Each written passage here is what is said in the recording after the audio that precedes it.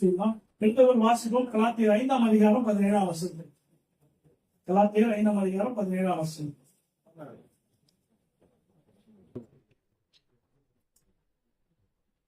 மாம்சம் ஆவிக்கு விரோதமாகவும் ஆவி மாம்சத்துக்கு விரோதமாகவும் இச்சிக்கிறது.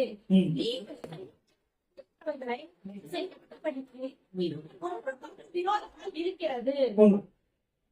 உங்களுடைய விஷயத்துல, ஆவிக்குரிய விஷயத்துல ரெண்டு விஷயம் ஒண்ணு மாம்சம், இன்னொன்னு ஆவி. மாம்சம்னா என்ன, ஆவினா என்ன? மாம்சம்னா அதாவது நம்ம ஹியூமன் பாடியில மாம்சம் சரீரம் அப்படின்னு மாம்சத்துக்கு விரோதமா ஆவி இருக்குமா, ஆவிக்கு விரோதமா மாம்சம் இருக்குமா? ஒரு சரீரத்துல இருக்கணும். அப்போ நம்மளுடைய வாழ்க்கையில கூட நமக்கு மாம்சத்தோடு போராட்டம் இருக்கும். அமேன். ஆவிக்குரிய நமக்கு மாம்சத்தோடு ஒரு போராட்டம் இருக்கும். எப்பவுமே ஒரு நல்லா புரிஞ்சுக்கணும், லைஃப்ல ஒரு விடுதலை எனக்கு வரல, இல்ல எனக்கு இந்த காரியங்கள் ரொம்ப நாளா எனக்கு தடைப்படுறதுன்னா, ஏதோ ஒரு சின்ன மாம்சமான விஷயத்த நீ மனசுக்குள்ளே வச்சுட்டு இருக்க. நான் சரீர மாம்சத்தை நான் சொல்ல வரல, ஆவிக்குரிய விஷயம் நம்ம யோசிக்க வேண்டும். ஏதோ ஒரு சின்ன காரியத்தை நீ யோசிச்சுட்டே இருக்கு. ஆமா, நம்ம பரிசுத்த சில நேரத்தில் நம்ம பார்த்தோம்னா, சில பாவத்துக்கு நம்மளுடைய சரீரம் உட்படும் போது ஆவி சொல்லும், நீ பண்ணாத, ஏன்னா நீ யாரு, நீ ஆவி கேட்கிற, நீ பண்ணாத அப்படின்னு சொல்லிருந்தமா. ஆனா மாம்சமும் போறாங்க, இல்ல நீ பண்ணலாம், ஒரு தடவை தானே. சில பேர் என்ன பண்ணுவாங்கன்னா, நாளைக்கு ஞானஸ்தானத்துல நீ வந்து இன்னைக்கு என்ன பண்ணுவாங்கன்னா, அவங்க செஞ்ச எல்லா பாவத்தையும் செய்வாங்க. அது நாளையோடு ஞானஸ்தானத்துக்கு போறோம், இப்ப தேட்டருக்கு போக கூடாது, ஞானஸ்தானத்தை தேட்டருக்கு போக கூடாது, இன்னைக்கு போய் 3 வருஷம் பார்த்துட்டு வந்துருவோம், நாளைக்கு தான் ஞானஸ்தானத்துக்கு போறோமே, அதுக்கு மேல நம்ம எல்லாம் பார்க்க முடியாது அப்படின்னு சொல்லிட்டு நல்லா ஏதாவது மது பழக்கத்துக்கு அடிமையான என்ன பண்ண இன்னைக்கு ஃபுல்லா குடிப்பாங்க. ஏன்னா நாளைக்கு ஞானஸ்தானத்துக்கு போறோமே, நாளைக்கு எவ்வளவு நம்ம வந்து இப்ப எதுவுமே சொல்ல மாட்டோம். ஆனா என்ன பண்ண, ஞானஸ்தானத்தை அப்படியே தான் பண்ணிருப்போம். ஞானஸ்தானம் எடுத்தோம் அப்படியேதான் பழைய குருடி கதவை தரடின்ற மாதிரி 2 நாள் நல்லா இருக்கும், 3ஆவது நாள் அவுட் ஆஃப் ஃபார்ம் இருக்கும். ஆமா, அப்ப நமக்கு எப்பவுமே நம்மளுடைய மாம்சத்துக்கும் ஆவிக்கும் போராடிட்டே இருக்கும். நல்லா சொல்ற, ஆவியை கண்ட்ரோல் பண்ணது ஆண்டவர். புரியுதா? என்னுடைய ஆவியை கண்ட்ரோல் பண்றது யாருன்னா ஆண்டவரை கண்ட்ரோல் பண்றது. இங்க நம்ம எலியா குறித்து முதல் வாரத்துல பார்த்தோம். எலியா 450 பாகாத இருக்கிற ஸ்திரீகளுக்கு சவால் விட்டாரு. ஆனா எலியா மாம்சத்துல ஒரு வார்த்தைக்கு பயந்துட்டாரு. என்ன, ஒரே வார்த்தைக்கு அவ்வளவு தைரியமா நீங்க பேசுற எலியா தன்னுடைய மாம்சத்துக்கு இடம் கொடுக்கும்போது ஒரே வார்த்தை தான். ஆமா, எசேக்கியா மெசேஜ் நான் கேட்டுட்டு இருந்தேன். அப்போ ஒரு மெசேஜ் சொன்னாரு, நீ சாத்தான் பேசுறத கேட்காத அப்படின்னு. எனக்கு ஆச்சரியமா அந்த வார்த்தை, சாத்தான் பேசுறது நம்ம கேட்கணுமா? என்ன சொல்றேன், ஆண்டவர் பேசுறது தான் நான் கேட்பேன் சொல்றேன், ஆண்டவர் பேசுறது மாத்திரம் தான் நான் கேட்பேன், சாத்தான் பேசுறது என் காதலே விடாதுன்னு எத்தனை பேர் சொல்ல முடியும்? சொல்லவே முடியாது. சாத்தானும் மிக பேசுவோம். ஆனா அவன் பேசுறத நீ கேட்டனா நீ அவுட். எளியா பார்க்கும்போது ஆண்டவர்கிட்ட பேசி பேசி நல்லா தைரியமா நின்ற ஒரு ஆளு பிசாசு எடுத்து இசபேல் மூலமா பிசாசு பேசின உடனே நீங்க என்ன பண்ணிட்ட, பயந்து ஓடிட்ட. தேவசேனை நம்முடைய வாழ்க்கையில மாம்சத்துக்குரிய யோசிக்காமல் ஆவிக்கு வசனம் சொல்றது, ஆவிக்குரியவன் எல்லாவற்றையும் நிதானித்து ஆராய்கிறான், ஆவிக்கு ஏற்றபடி யோசிக்கிறான். அப்ப நம்ம லைஃப்ல நல்லா புரிஞ்சுக்கணும், நான் என் மாம்சத்துக்கு நான் இடம் கொடுத்தேன் அவுட்டு. எலியா பார்த்து நல்லா தைரியமான ஒரு மனுஷன், ஒரே வார்த்தை தான், நாளைக்கு நீ யாருக்கு பண்ண மாதிரி உனக்கும் பண்ண வேண்டாம், அவ்வளவுதான். ஓடி பிசுவ சரி கீழே போய் பத்துங்க, எனக்கு வேணாம், போதும் கத்தாவே, இவ்வளவு நாளே நல்லவன் எலி நீ மாம்சத்தை இடம் கொடுத்தியா, அப்போ மாம்சம் வந்து சொல்லலாம், நீ நான் நல்லவனா? எலியா சொல்ல நல்லவன் இல்ல, என் பிதாக்களை பார்க்கிறோம் நான் நல்லவனே இல்ல, என்ன பண்ணுங்க கொடுங்க இதுன்னு சொல்லி ஓடிட்டாரு. யோகான ஒரு மனுஷன் இருந்தார், அவர் என்ன பண்ணாரு, ஆண்டவர் சொன்ன மீறி தன்னுடைய மாம்சத்துக்கு இடம் கொடுத்ததுனால எங்க போனாரு, ஆண்டவர் சொந்த அந்த இடத்துக்கு போக வேற ஒரு இடத்துக்கு போனாரு.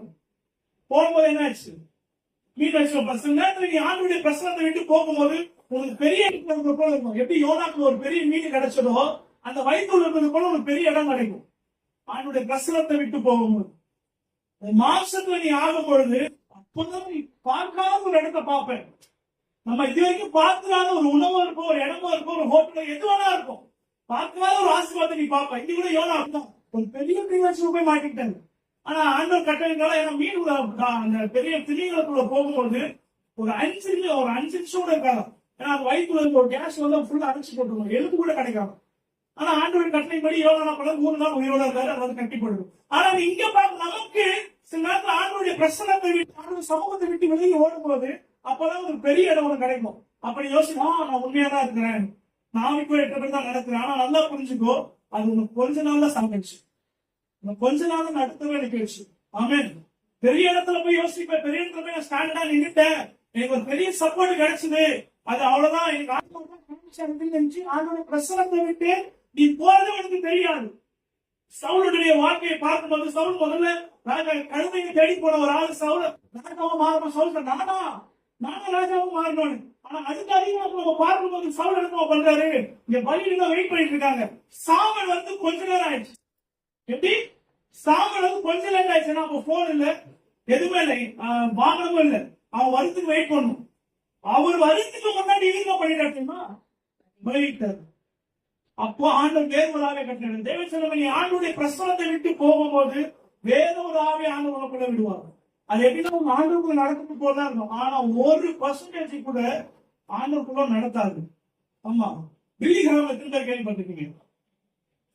பெரிய அவர்கிட்ட கேட்டாங்க, வார்த்தை கேட்டாங்க, அடுத்த முறை நீங்க பிறக்கணும்னா எப்படி என்னவா இருக்கணும்னு ஆசைப்படுறீங்க? நம்ம பாஷை புரியுது மாதிரி அடுத்த ஜென்மம் உங்களுக்கு இருந்தா நீங்க எதுவா இருக்க ஆசைப்படுறீங்க, எப்படி இருக்க ஆசைப்படுறீங்க கேட்டாங்க. அப்ப அவர் என்ன சொன்னாருன்னா, நான் இந்த தடவை நான் என்ன போயிட்டேன்னா அநேக இடங்களுக்கு பிரசங்கம் போயிட்டேன், அநேக நாடுகளுக்கு போயிட்டேன், அநேகருக்கு விடுதலை கொடுத்தேன், அநேக எல்லாரும் பண்ணிட்டேன். ஆனா அடுத்த பிறகு எனக்கு ஒண்ணு இருந்தா அவருடைய பிரசனத்தை மாத்திரம் தான் நான் இருக்கணும். அவருடைய பிரசனத்துக்கு நான் போயக்கூடாது, எல்லாத்தையும் பார்த்துட்டேன். ஆனா இதுக்கும் மேலாக ஒண்ணு இருக்கு, அவருடைய பிரசனம் மாத்திரம் தான். தேவஜனமே, ஆண்டவரோடு நெருங்குற உனக்கு மாம்சம் உனக்கு தடையா இருந்தா அதை எடுத்து போட்டு. சில நேரம் நிறைய பேர் பாத்தீங்கன்னா நல்லா இருப்பாங்க. சில பேர் நான் சொல்லுப்பா, ஐயா நான் எந்த பாவமும் சொல்லுங்க, எந்த பாவமும் சொல்ல, என்ன வந்து பொடி மட்டும் தான் போடுங்க, நல்லா இருக்கிறேன், நான் சூப்பரா இருக்கிறேன், நான் நல்லா இருக்கிறேன், நான் ஜபம் பண்ண ஆரம்பிச்சேன்னா 1.5 மணி நேரம் ஜபம் பண்ணுவேன், நான் ஆவிய நிரம்ப ஆரம்பிச்சேன்னா நான் இங்கிருந்து அங்க ஓடுவேன். இப்படிதான் நம்ம யோசிச்சுட்டே இருந்தோம். ஆனா உனக்கு தெரிய வரும்போது நம்ம எல்லாம் நான் ஒரு சூழ செடியோ ஒரு ஆமரத்து செடியோ தான் நம்ம தேடணும்.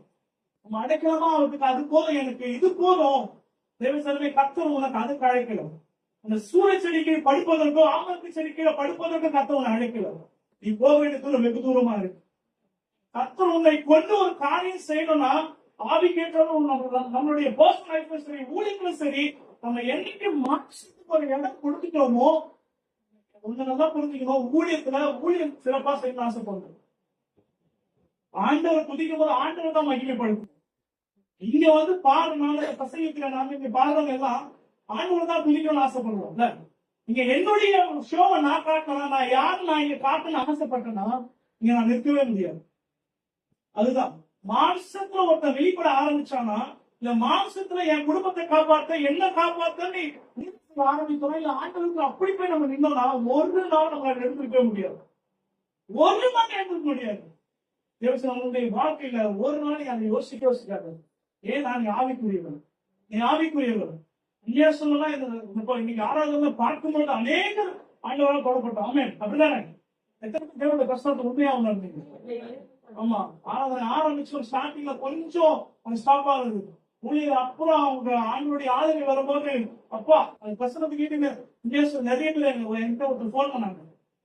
ஒரு சகோதரர் எனக்கு போன் பண்ணி பேசிட்டு இருந்தாங்க ஒரு 2-3 நாள் முன்னாடி. ஐயா உண்மையா என் சர்ச்சில் பிரசனமே இல்லையா, என் சர்ச்சை விட்டு போயிடலாமான்னு இருக்குயா, என் சர்ச்சை எனக்கு பிடிக்கலையா, ஒரு மாசம் தான் வெளிப்படுது, எனக்கு என் சபையை பிடிக்கல, நல்லா இருந்தது ஸ்டார்டிங் ஊழியர் அப்படி நடத்துறாரு, ஆனா இப்ப பாத்தீங்கன்னா அவர் என்ன மாசத்துல விழுந்துட்டாரு. ஆமா, விசுவாசித்து அவங்க சொல்றாங்க என்னால இருக்க முடியும், நான் இதுக்காக 2 வாரம் போறையா, நீங்க எங்கன்னா சர்ச்சை திறந்துட்டீங்கன்னா சொல்லுங்க, உங்க சர்ச்சை ரொம்ப தூரம் எனக்கு, நீங்க எங்கன்னா பக்கத்துல சர்ச்சைக்கு சொல்லுங்க, நான் வரேன் அவங்க சேர்த்து அப்படின்னாங்க. அப்ப ஏன் சொல்றேன்னா, நமக்கு ஆவிக்குரிய சபை ஆண்டவர் அருமையா கொடுத்துருக்காருன்னா அந்த ஆவிக்குரிய சபையை யூஸ் பண்ணிக்கணும். புரியுதா? நீ இருக்கிற இடம் ரொம்ப நல்ல இடம், நம்ம வந்திருக்கிற இடம் ரொம்ப ரொம்ப நல்ல இடம். அப்ப நல்லா யோசிங்க. ஏன்னா நம்ம ஆவியை பெற்றுக் கொள்ளும் பொழுது நம்ம ஆவிக்கேற்ற மாதிரி யோசிக்கணும். நான் போய் மினிஸ்ட்ரியில மட்டும் இல்ல, ஊழியத்திலும் சரி, பர்சனல் லைஃப்லயும் சரி, உன் மாம்சத்தை என்னாலதான் என் குடும்பம் வளர்ந்துச்சுன்னு சொன்னா அந்த தேவ கிருபை இல்ல. வசனம் சொல்லுது, நான் நிற்பதும் நிர்மூலமாகாமல் இருப்பதும் அவருடைய கிருபைதான். அப்ப ஒவ்வொரு நாள் நல்லா யோசிக்கலாம். என் மாம்சத்தை நான் சம்பாதிக்கிறதுனால நம்ம ஒரு நாள் சொல்ல முடியாது, ஊழியத்திலும் சரி ஊழியக்காரன் ஒரு நாள் சொல்ல முடியாது. என்னாலதான் இது நீ வளர்ந்த, என்னாலதான் நீ இது பண்ண, என்னாலதான் உனக்கு இது கிடைச்சது, என்னாலதான் உனக்கு செஞ்சது, அப்படி சொல்லவே கூடாது. வசனம் சொல்லுது, ஒரு முடி கீழே வந்தா கூட அவருடைய சித்தம் இல்லாம விழலாம். அப்ப எங்க நீ லேக் ஆகுற, எங்க நீ ஆப்சென்ட் ஆகுற, எங்க நீ தோத்து போறன்னு நல்லா யோசிக்கணும். ஆமா, ஒரு சின்ன விஷயத்த நம்ம தூக்கி குப்பையில போட்டு யோசிப்போம். அந்த விஷயம் நமக்கு ஆண்டவருக்கு ஒரு பிரிவினை ஏற்படுத்துதுன்னா, அந்த விஷயத்தை நீ வச்சுக்கிட்டே இருந்தா உங்களுக்கு ஒரு நாள் விடுதலை கிடைக்காது. உங்க வீட்டை நீ ஆசீர்வாதத்தை பார்க்க முடியாது.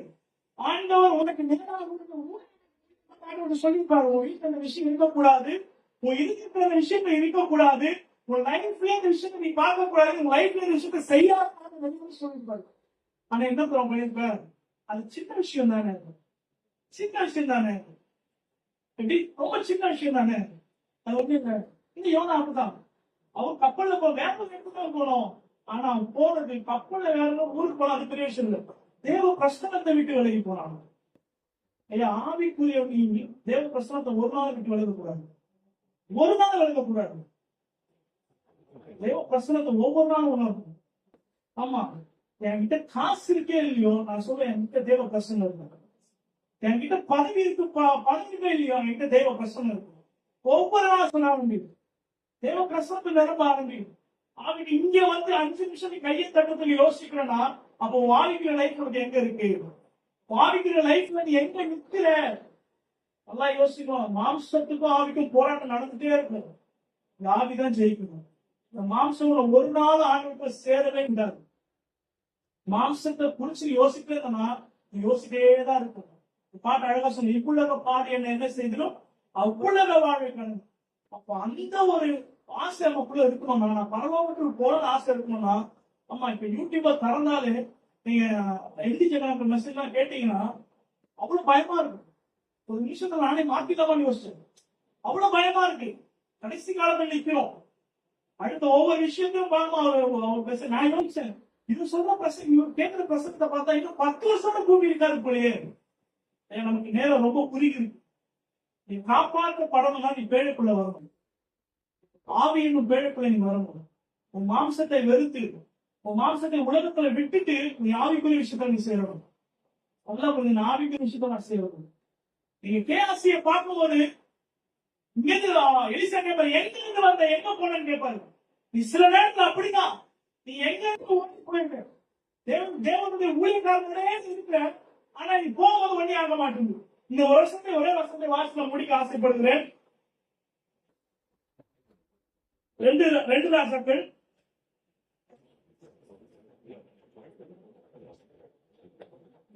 4ஆம் அதிகாரம் 8ஆம் வசனத்தை வாசிப்போம்.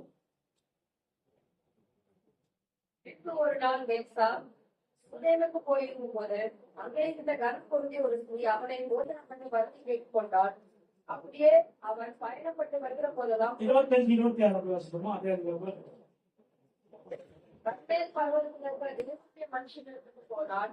தேவனுடைய மனுஷன் தூரத்திலே அவனை வர கண்டு தன் வேலைக்காரனாகி கேசியை பார்த்து, அதோ சூரியனையால் வருகிறாள், நீ அவனுக்கு உட்கொண்டு ஓடி சுகமா இருக்கிறாயா, உன் புருஷன் சுகமா இருக்கிறானா, அந்த பிள்ளை சுகமா இருக்கிறா என்று அவனுக்கு கேள் என்றான்.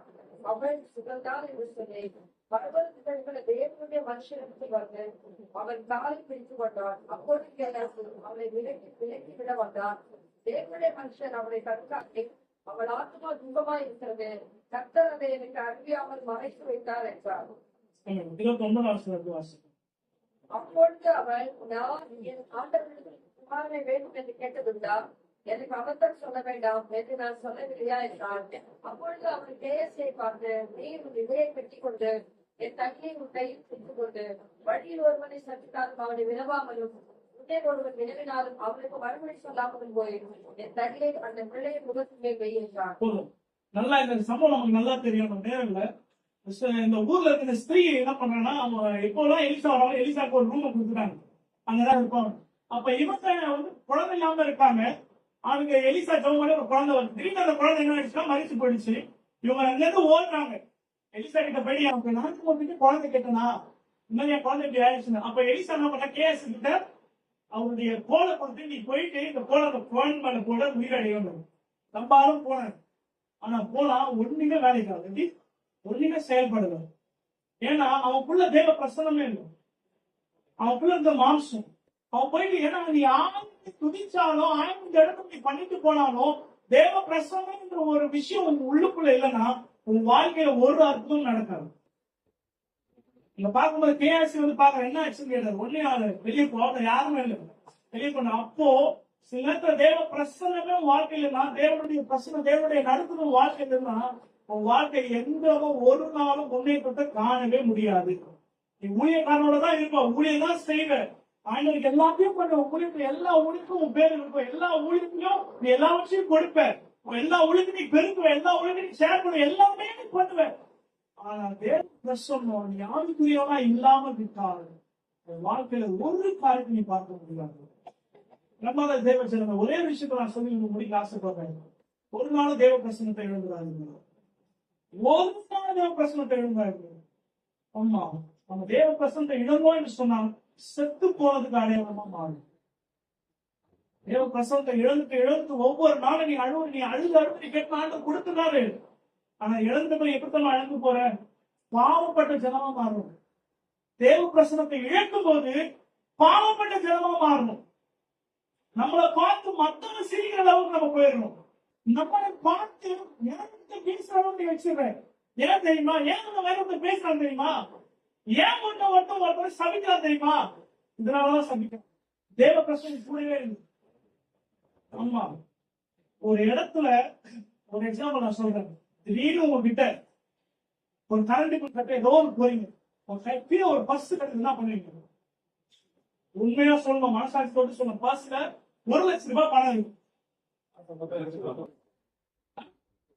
ஐயா இருக்குயா, பர்ஸ் அவ்வளவு வைக்க முடியும், ஜிபே வாங்க சொல்லுங்க. கீழே ஒரு பர்ஸ் கிடைக்குது, என்னங்க பண்ணுவீங்க? ஏதோ கிடைக்குது, கடந்து பார்த்தா ஒரே பணம், என்ன பண்ணுவீங்க?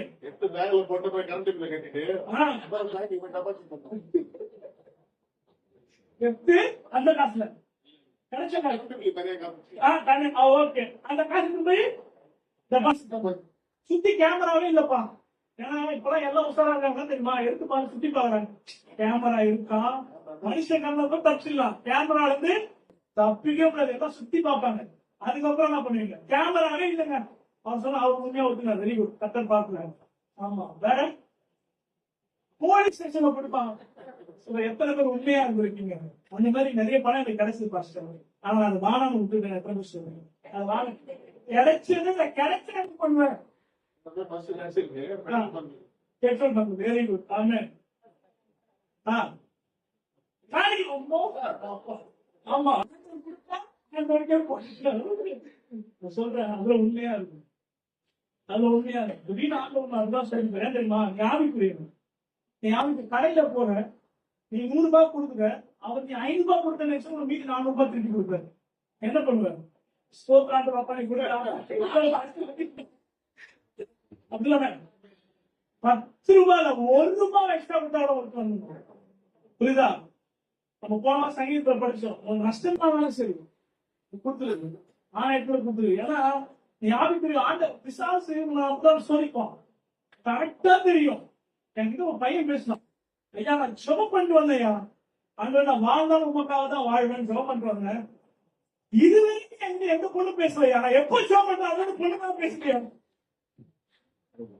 நான் ஆவிக்குரியனா மாறணும், இது வரைக்கும் எந்த பொண்ணு பேசுலையா, இப்போ வந்து ஒரு பொண்ணு நான் பேசுறேன், எப்படியா இருக்குன்னா? நான் சொன்ன பிசாசு குடும்பம் இருக்குதா, உஷாரா இருந்துக்கும், உஷாரா இருந்துக்கோ, அப்புறம் மாட்டிக்கணும்னா அவ்வளவுதான், எங்க போறோம் உனக்கே தெரியாது. இப்படி ஏன்னா நம்ம ஆண்டவரை தொழுது கொண்டு ஆண்டு நல்லா ஆராதிச்சுட்டு அவங்க இன்னும் ஒரு விஷயத்த சொன்ன கேளுங்க.